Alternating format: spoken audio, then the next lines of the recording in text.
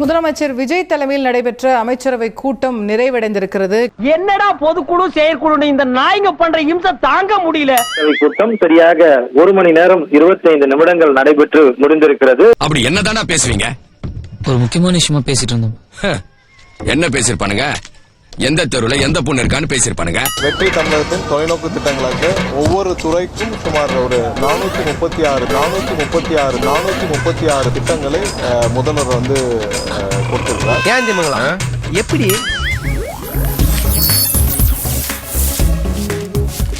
எத்தனை பேஜ் இருக்குன்னு என்றாரா?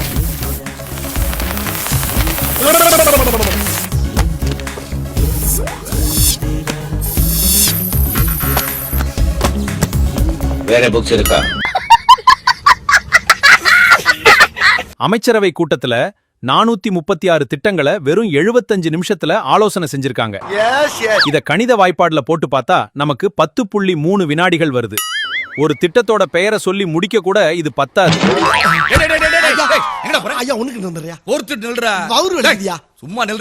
இதுல எப்படி அவங்க அதுக்கான செயல்முறை, நிதி ஒதுக்கீடு பத்தி எல்லாம் பேசியிருப்பாங்கன்னு தெரியல.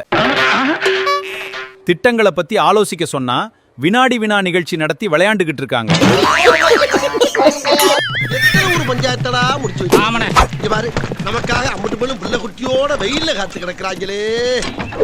சென்னையில் அரசு நிகழ்ச்சி ஒன்றில் தாவேகா எம்எல்ஏவை மேயர் பிரியா புறக்கணித்ததாக சர்ச்சை வெடித்துள்ளது.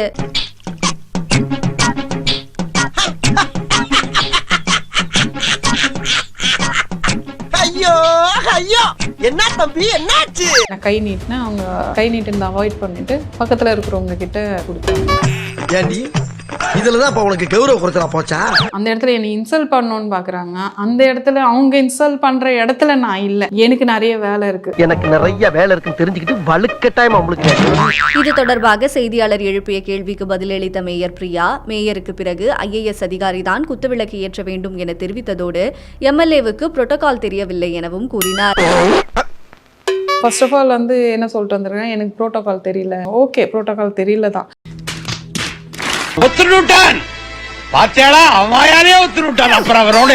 அவங்க புரோட்டோகால் சொன்னா புரோட்டோகால்னா it's a rules and regulations, அவ்வளவுதான். அதான் புரோட்டோகால்னு சொல்றது. ஸோ அந்த புரோட்டோகால் என்னன்னாக்கா, ஒரு மேயர் ஒரு நிகழ்ச்சியில பங்கெடுக்கிறாங்க மாநகராட்சிக்குள்ள அப்படின்னாக்கா அவங்க தான் அங்க முதல் மரியாதை அவங்களுக்கு தான். இப்போ மேயர் அப்படின்னாக்க இவங்க எம்எல்ஏ தெரியுமா? எம்எல்ஏ இல்லை, மேயருக்கு முன்னாடி எம்எல்ஏ. மேயர்னா மேயர் குழந்தை எவ்வளவு பார்த்திருப்பேன். குடியரசுத் தலைவர்னு ஒரு போஸ்டிங் இருக்கும். இந்த குடியரசுத் தலைவர் யாருனாக்கா ஒட்டுமொத்த இந்தியாவினுடைய முதல் குடிமகன். அவர் தான் முதல் குடிமகன், ஃபர்ஸ்ட் சிட்டிசன் அவர் தான். அந்த பொறுப்புக்கு யார் வந்தாலும் அவர் தான் அந்த ஃபர்ஸ்ட் சிட்டிசன். அப்போ அவர் எந்த நிகழ்ச்சிக்கு போனாலும் அவருக்கு தான் முதல் மரியாதையை கொடுக்கணும். எனக்கா அவர் ஃபர்ஸ்ட் சிட்டிசன், இந்தியாவுடைய முதல் குடிமகன்.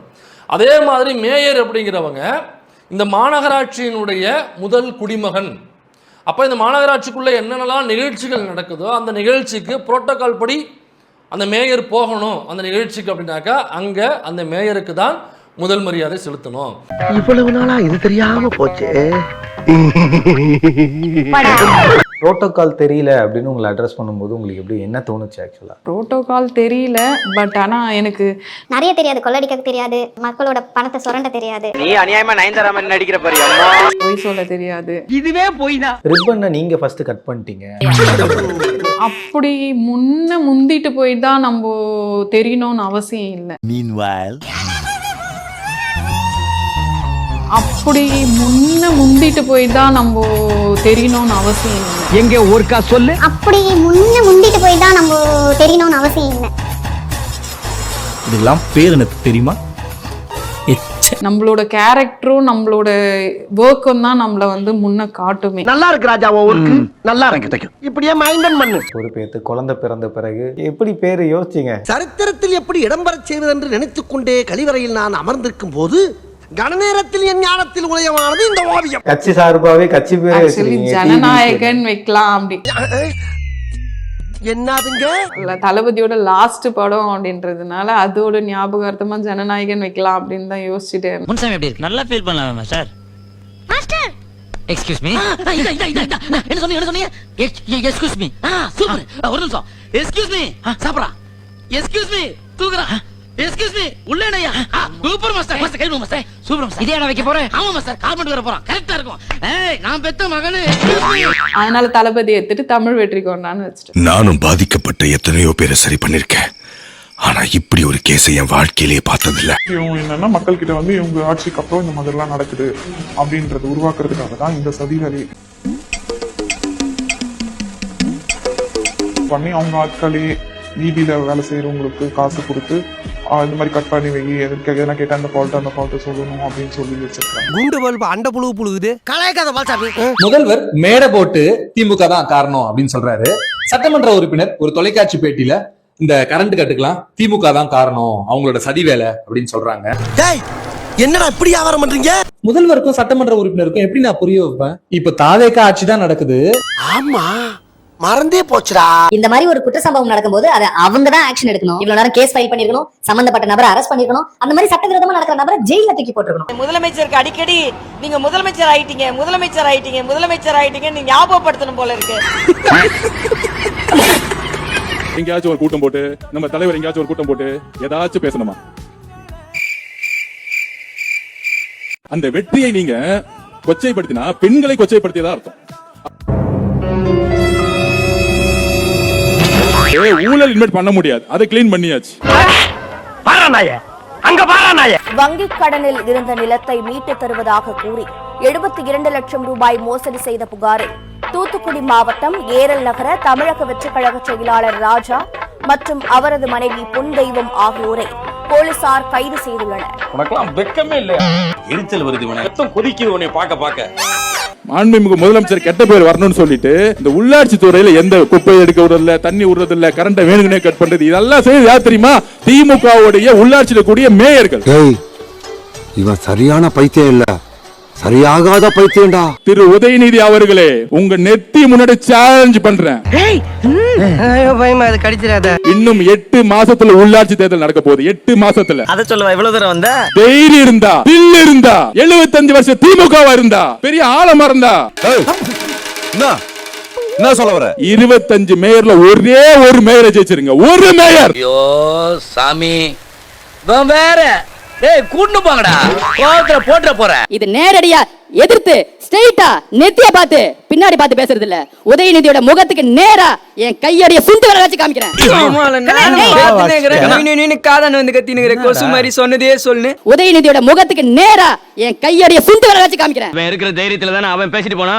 இவனை ஜூஸ் புழிஞ்சன்னு வச்சுக்க, அவன் சக்கையாயிருவான். திரு உதயநிதி அவர்களே, உங்க நெத்தி முன்னாடி சேலஞ்ச் பண்ற. ஹலோ நம்ம இருக்கிறேன். What bro, it's very wrong bro. செய்தியாளர்களை யாரை கோபாலு என்னைய மாதிரி தைரியமான ஆளா இருந்தா பரவாயில்ல, கொஞ்சம் பயந்தவன் தானே, பயப்படிதான் செய்யணும். லேஸ் வாட்டா கேளுங்க. செய்தியாளர் சந்திக்க வேண்டும் என்ற பெஞ்ச் மார்க்கே கிடையாது. சும்மா போய ஆளுங்க நீ என்ன வேணாலும் சொல்லுவியா? இந்த செய்தியாளர் சந்திப்புன்றது இந்த 10 வருஷம் மெயின் ஸ்ட்ரீம் மீடியா வந்த பிறகுதானே. மெயின் ஸ்ட்ரீம் மீடியா வரதுக்கு முன்னாடி என்ன இருந்துச்சு? பிரிண்ட் மீடியா தான் இருந்துச்சு. எப்ப தேவையோ அப்ப சந்திக்கணும். மக்களை சந்திக்கிறார் எங்களுடைய முதல்வர். என்னென்ன சொல்றான் பாருங்க, கம்பி கட்டுற கதையெல்லாம் எடுத்து போடுறாங்க. அதுக்கான பெஞ்ச் மார்க் நீங்களா உருவாக்கிக்கிட்டு பண்ணாதீங்க. கண்டிப்பாக நீ புரியாமையே பேசிட்டு இருக்க. என் மேட்ரே வேற, எனக்கு எதுவுமே தெரியாது. செய்தியாளர் சந்திப்புன்ற பெஞ்ச் மார்க் எங்கேயுமே இல்ல. யாருமே வந்து செய்தியாளர் சந்திச்சாதான் நீங்க அரசு நடத்தணும்னா இல்ல. அப்ப எதுவுமே பண்ண மாட்டீங்களா?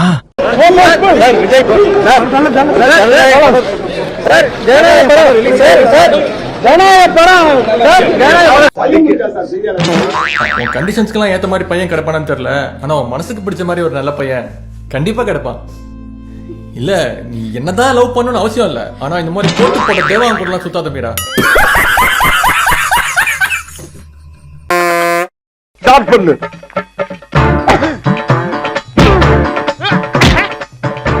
இங்கிட்டு வா. அப்படியா